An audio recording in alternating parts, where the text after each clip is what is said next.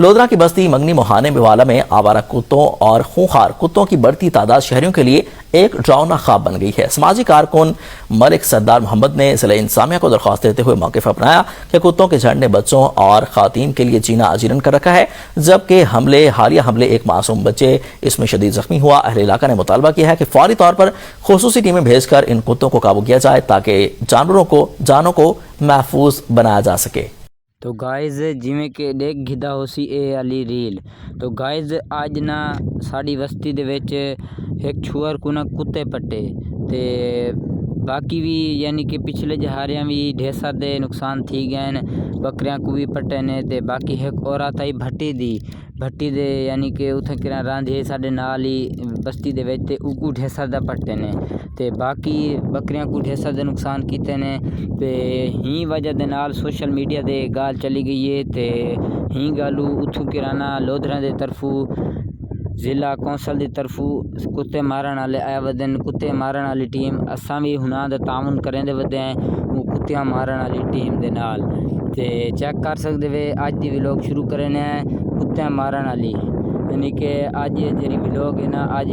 तक बड़ी अफसोस थी वाली है क्योंकि कुत्ते भी मरते पैन लेकिन बड़ा ही फायदा थींदा पर रात को असां पानी लेंदे असे साकू ढेर सारा नुकसान करें। तो गाइस कुत्ते मारना शुरू कर दिते ने ते ये पहला कुत्ता आई जरा बैठा आई ये भी ढेर सारा नुकसान किया सी, एक बकरी को खा गया ते हिंदे वास्ते दवाई तैयार करेंदे पे ते इथू के ना दवाई तैयार थी चुकी है ते दवाई तैयार कर दे हुण वेने उसको खाते ते घटन तो बाद वो आपे टोर वेसी दे बाद दे विच बाकी ढेर सारे कुत्ते वदन इना इको खवा दिते से हुण ये बेहोश थिया वदे। बाकी जरा एक कुत्ता है ना उठा के लुका पाए ही कुत्ते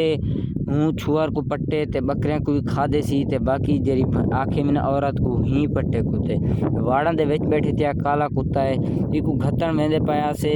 ते हुण ये घतन किया वदे ते बाकी हुण चेक कर सकते वे हुण किया वदे।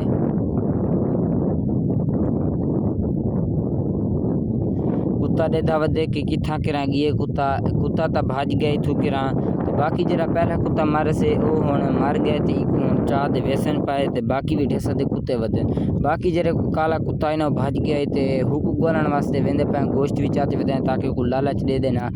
असां को साड़ गिनो आप दे तरफों ते इथा किरा ढेर सारे साडे वाड़ां दे विच ढेर सारे कुत्ते बाने थे इथा किरा वाल देखाना है कि साडे वाड़ां दे विच हुण दा क्या नहीं बैठे कुत्ते ढेर सारे कुत्ते हैं जेरे नुकसान करें ढेर सारे बारू बकरियां बंदे नहीं बच सकते लेकिन इथा किरा कुत्ता हाई जरा मुदरसे बाल वेने ना को पटेंदा ते बाकी नवे वाली है कुत्ती हाई उको भी मारे ने वो भी ढेर सारे नुकसान करेंदी आई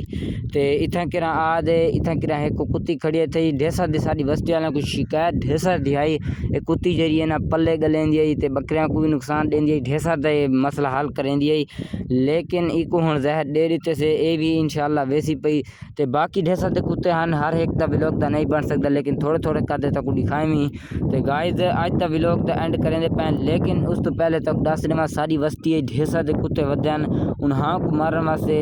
कुछ टीम ए भी वधी थी कुछ पिस्तौल वाली वधी है कुछ बई भी वधी है 3 टीमां आईयां वधी साडी बस्ती दे विच ही कुत्तियां को मारन वास्ते ते ढेर सारे कुत्ते हैं जरे लुके वदन आखे ने के दोपहर को तो सनावो शाम को आ वञे